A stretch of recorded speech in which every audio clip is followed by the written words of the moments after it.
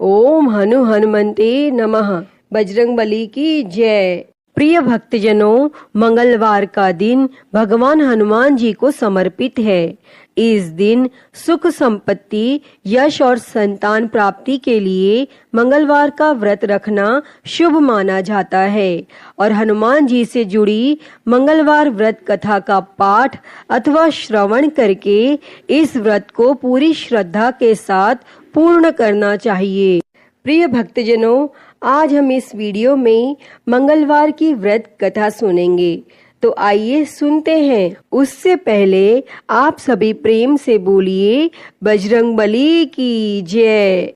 एक समय व्यास जी ने कहा कि एक बार नैमिषारण्य तीर्थ में 80,000 मुनि एकत्र होकर पुराणों के ज्ञाता श्री सूत जी से पूछने लगे, हे महामुने, आपने हमें अनेक पुराणों की कथाएं सुनाई हैं। अब कृपा करके हमें ऐसा व्रत और कथा बताएं जिसके करने से संतान की प्राप्ति हो तथा मनुष्यों को रोग, शोक, अग्नि, सर्व दुख आदि का भय दूर हो, क्योंकि कलयुग में सभी जीवों की आयु बहुत कम है। फिर इस पर उन्हें रोग चिंता के कष्ट लगे रहेंगे, तो फिर वह श्री हरि के चरणों में अपना ध्यान कैसे लगा सकेंगे। तब श्री सूत जी बोले, हे मुनियों, आपने लोक कल्याण के लिए बहुत ही उत्तम बात पूछी है। एक बार युधिष्ठिर ने भगवान श्री कृष्ण से लोक कल्याण के लिए यही प्रश्न किया था। भगवान श्री कृष्ण और युधिष्ठिर का संवाद तुम्हारे सामने कहता हूँ, ध्यान देकर सुनो। एक समय पांडवों की सभा में श्री कृष्ण जी बैठे हुए थे। तब युधिष्ठिर ने भगवान श्री कृष्ण से प्रश्न किया, हे प्रभु, हे नंद नंदन गोविंद, आपने मेरे लिए अनेकों कथाएं सुनाई हैं। आज आप कृपा करके ऐसा व्रत या कथा सुनाए जिसके करने से मनुष्य को रोग चिंता का भय समाप्त हो और उसको पुत्र की प्राप्ति हो। हे प्रभु, बिना पुत्र के जीवन व्यर्थ है। पुत्र के बिना मनुष्य नरकगामी होता है और पुत्र के बिना मनुष्य पितृ ऋण से छुटकारा नहीं पा सकता और न ही उसका पुण्य नामक नरक से उद्धार हो सकता है। अतः पुत्रदायक व्रत बतलाएं। तब श्री कृष्ण भगवान बोले, हे राजन, मैं एक प्राचीन इतिहास सुनाता हूँ, आप उसे ध्यान पूर्वक सुनो। कुंडलपुर नामक एक नगर था। उसमें नंदा नामक एक ब्राह्मण रहता था और भगवान की कृपा से उसके पास सब कुछ था।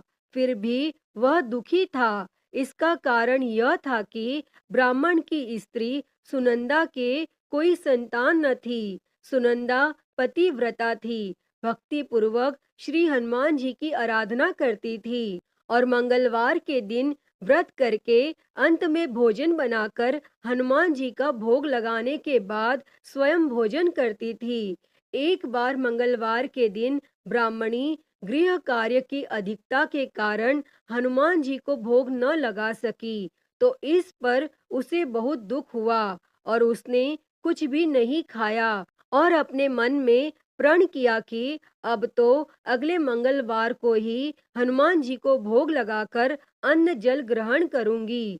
तब ब्राह्मणी सुनंदा प्रतिदिन भोजन बनाती, श्रद्धा पूर्वक पति को खिलाती, परंतु स्वयं भोजन नहीं करती और मन ही मन श्री हनुमान जी की आराधना करती थी।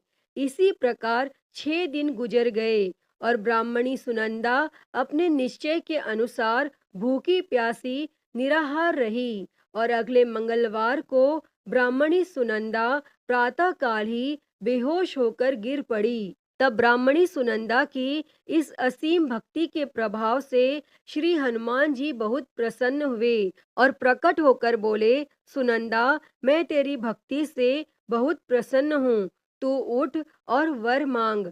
तब सुनंदा अपने आराध्य देव श्री हनुमान जी को देखकर आनंद की अधिकता से विह्वल हो श्री हनुमान जी के चरणों में गिरकर बोली, हे प्रभु, मेरी कोई संतान नहीं है, कृपा करके मुझे संतान प्राप्ति का आशीर्वाद दें, आपकी अति कृपा होगी। तब श्री महावीर जी बोले, तेरी इच्छा पूर्ण होगी। तेरे एक कन्या पैदा होगी, उसके अष्टांग प्रतिदिन सोना दिया करेंगे। इस प्रकार कहकर श्री महावीर जी अंतर्ध्यान हो गए। तब ब्राह्मणी सुनंदा बहुत हर्षित हुई और सभी समाचार अपने पति से कहा। तब ब्राह्मण देव कन्या का वरदान सुनकर कुछ दुखी हुए, परंतु सोना मिलने की बात सुनी तो बहुत प्रसन्न हुए और विचार किया कि ऐसी कन्या के साथ मेरी निर्धनता भी समाप्त हो जाएगी।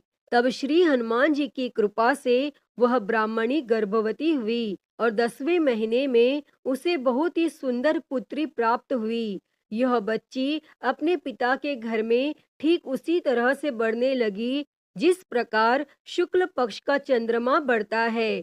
और 10वें दिन ब्राह्मण ने उस बालिका का नामकरण संस्कार कराया। उसके कुल पुरोहित ने उस बालिका का नाम रत्नावली रखा, क्योंकि यह कन्या सोना प्रदान किया करती थी। इस कन्या ने पूर्व जन्म में बड़े ही विधान से मंगल देव का व्रत किया था। रत्नावली का अष्टांग बहुत सा सोना देता था और उस सोने से नंदा ब्राह्मण बहुत ही धनवान हो गए। अब ब्राह्मणी भी बहुत अभिमान करने लगी थी। समय बीतता रहा। अब रत्नावली 10 वर्ष की हो चुकी थी। एक दिन जब नंदा ब्राह्मण प्रसन्न चित्त था, तब सुनंदा ने अपने पति से कहा, मेरी पुत्री रत्नावली विवाह के योग्य हो गई है, अतः आप कोई सुंदर तथा योग्य वर देखकर इसका विवाह कर दें। तब यह सुनकर ब्राह्मण बोला, अभी तो रत्नावली बहुत छोटी है। तब ब्राह्मणी बोली, शास्त्रों की आज्ञा है कि कन्या 8वें वर्ष में गौरी, 9 वर्ष में रोहिणी, 10वें वर्ष में कन्या, इसके पश्चात रजस्वला हो जाती है। गौरी के दान से पाताल लोक की प्राप्ति होती है और रोहिणी के दान से वैकुंठ लोक की प्राप्ति होती है। कन्या के दान से इंद्र लोक में सुखों की प्राप्ति होती है। अगर हे पतिदेव रजस्वला का दान किया जाता है तो घोर नरक की प्राप्ति होगी। इस पर ब्राह्मण बोला, अभी तो रत्नावली मात्र 10 ही वर्ष की है और मैंने तो 16-16 साल की कन्याओं के विवाह कराए हैं, अभी जल्दी क्या है।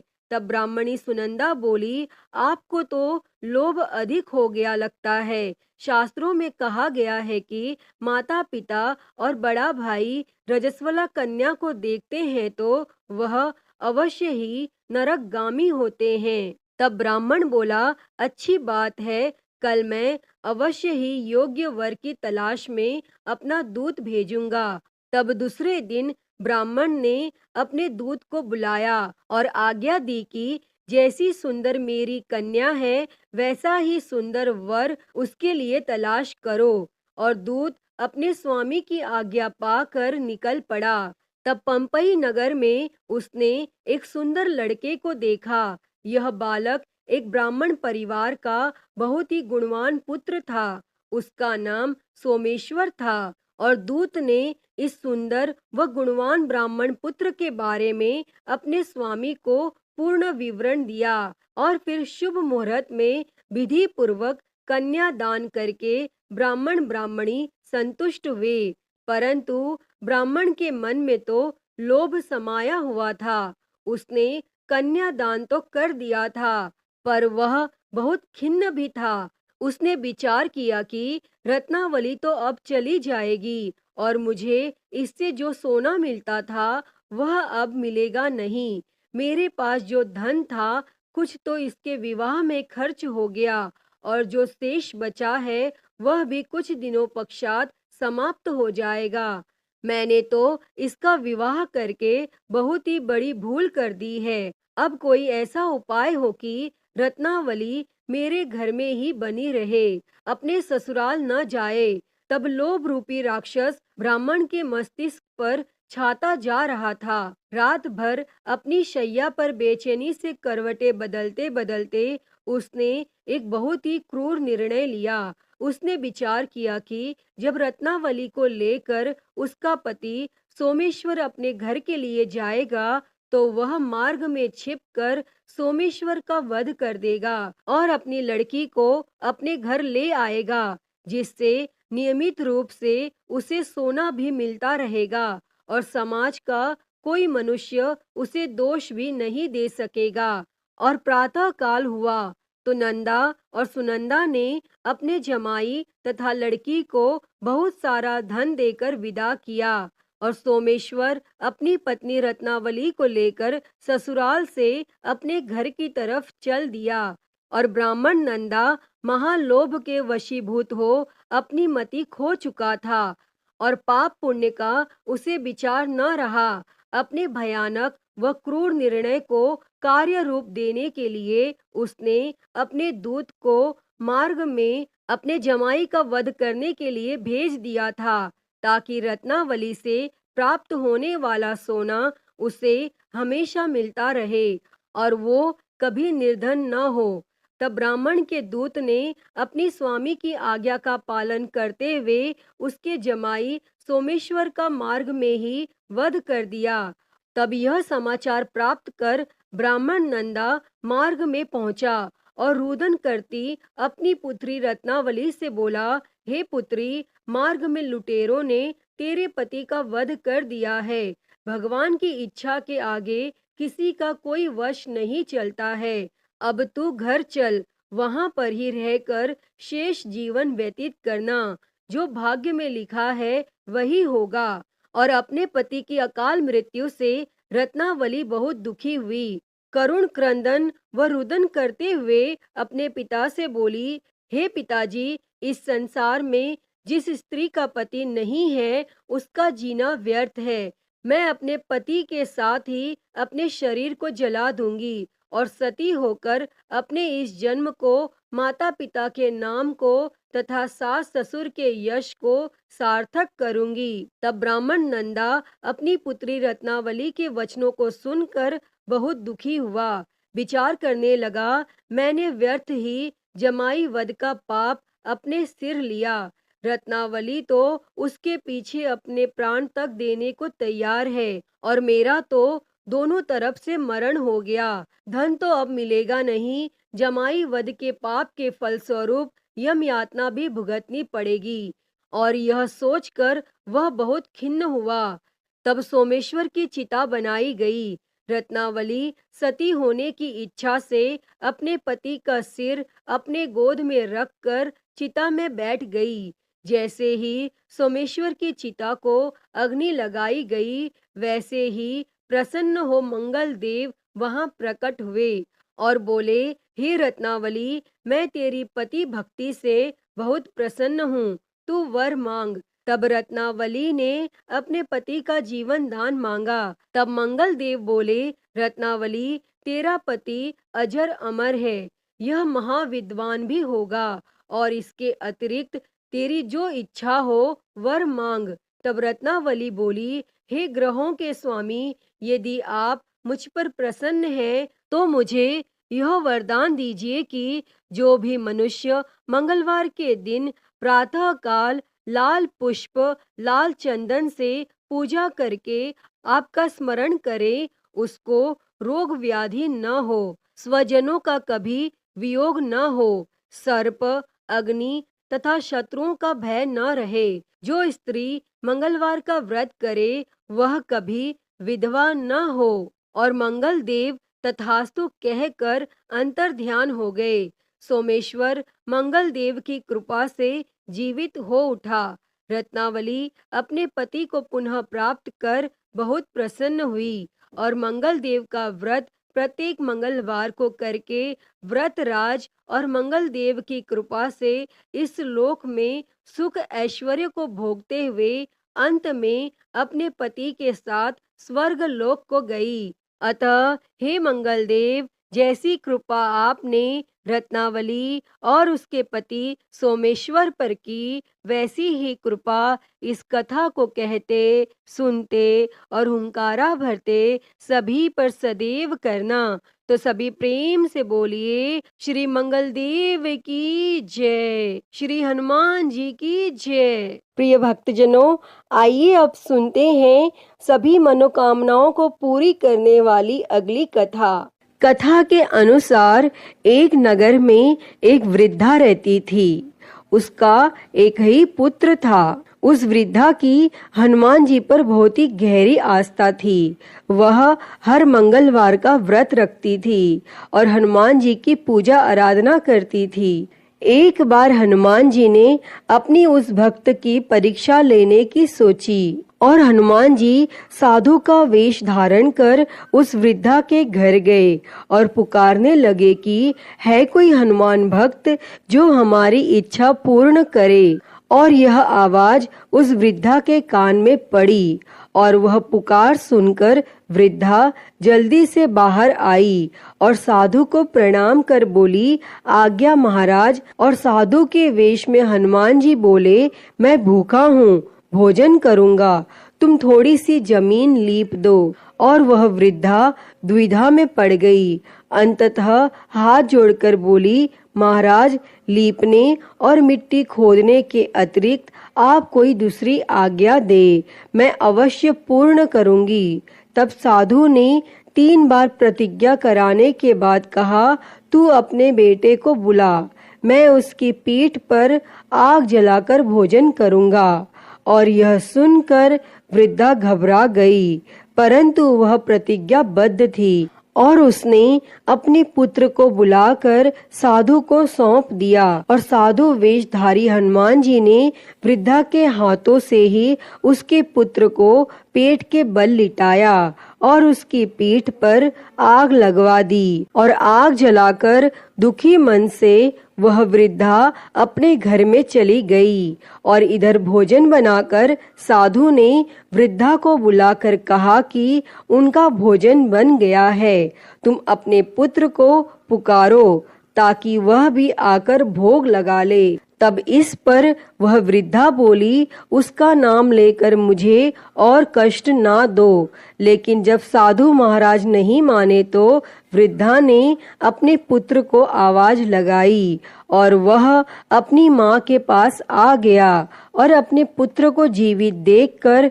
वृद्धा को बहुत ही आश्चर्य हुआ और वह साधु के चरणों में गिर पड़ी। तब हनुमान जी ने अपने वास्तविक रूप में प्रकट हुए और उस वृद्धा को भक्ति का आशीर्वाद दिया। तो सभी प्रेम से बोलिए, शंकर भगवान की जय हो, बजरंग बली की जय हो। आइए अब सुनते हैं मंगलवार व्रत की एक पौराणिक कथा। एक समय की बात है, एक ब्राह्मण दंपति की कोई संतान नहीं थी, जिस कारण वह बेहद दुखी थे। एक समय ब्राह्मण वन में हनुमान जी की पूजा के लिए गया और वहां उसने पूजा के साथ महावीर जी से एक पुत्र की कामना की और घर पर उसकी पत्नी भी पुत्र प्राप्ति के लिए मंगलवार का व्रत करती थी और वह मंगलवार के दिन व्रत के अंत में हनुमान जी को भोग लगाकर ही भोजन करती थी। एक बार व्रत के दिन ब्राह्मणी न भोजन बना पाई और न ही हनुमान जी को भोग लगा सकी और उसने प्रण किया कि वह अगले मंगलवार को हनुमान जी को भोग लगाकर ही भोजन करेगी और वह भूखी प्यासी 6 दिन तक पड़ी रही। तब मंगलवार के दिन वह बेहोश हो गई। तब हनुमान जी उसकी निष्ठा और लगन को देखकर प्रसन्न हुए और उन्होंने आशीर्वाद स्वरूप ब्राह्मणी को एक पुत्र दिया और कहा कि यह तुम्हारी बहुत सेवा करेगा। और बालक को पाकर वह ब्राह्मणी अति प्रसन्न हुई और उसने बालक का नाम मंगल रखा। और कुछ समय उपरांत जब ब्राह्मण घर आया तो बालक को देख पूछा कि वह कौन है। तब पत्नी बोली कि मंगलवार व्रत से प्रसन्न होकर हनुमान जी ने उसे यह बालक दिया है। लेकिन ब्राह्मण को अपनी पत्नी की बात पर विश्वास नहीं हुआ और एक दिन मौका देख ब्राह्मण ने बालक को कुएं में गिरा दिया और घर लौटने पर जब ब्राह्मणी ने पूछा कि मंगल कहाँ है, तभी पीछे से मंगल मुस्कुराकर आ गया और उसे वापस देखकर ब्राह्मण आश्चर्यचकित रह गया। तब रात में हनुमान जी ने उसे सपने में दर्शन दिए और बताया कि वह पुत्र उसे उन्होंने ही दिया है। तब ब्राह्मण सत्य जानकर बहुत खुश हुआ और इसके बाद ब्राह्मण दंपति प्रत्येक मंगलवार को व्रत रखने लगे। और जो मनुष्य मंगलवार व्रत कथा को पढ़ता या सुनता है और नियम से व्रत रखता है, उसे हनुमान जी की कृपा से सब कष्ट दूर होकर सर्व सुख प्राप्त होता है और वह हनुमान जी की दया का पात्र बनता है। अतः हे बजरंग बली, इस कथा को कहते, सुनते और हुंकारा भरते सब पर अपनी कृपा बनाए रखना। तो सभी प्रेम से बोलिए बजरंग बली की जय हो। प्रिय भक्तजनों, मैं उम्मीद करती हूँ कि आपको यह कथा पसंद आई होगी और अगर वीडियो अच्छी लगी हो तो इसे लाइक करें, ज्यादा से ज्यादा शेयर करें और कमेंट में बजरंग बली की जय लिखना ना भूलें। और हरिहर भक्ति चैनल को सब्सक्राइब कर नोटिफिकेशन बेल को जरूर ऑन कर ले। हर हर महादेव। धन्यवाद।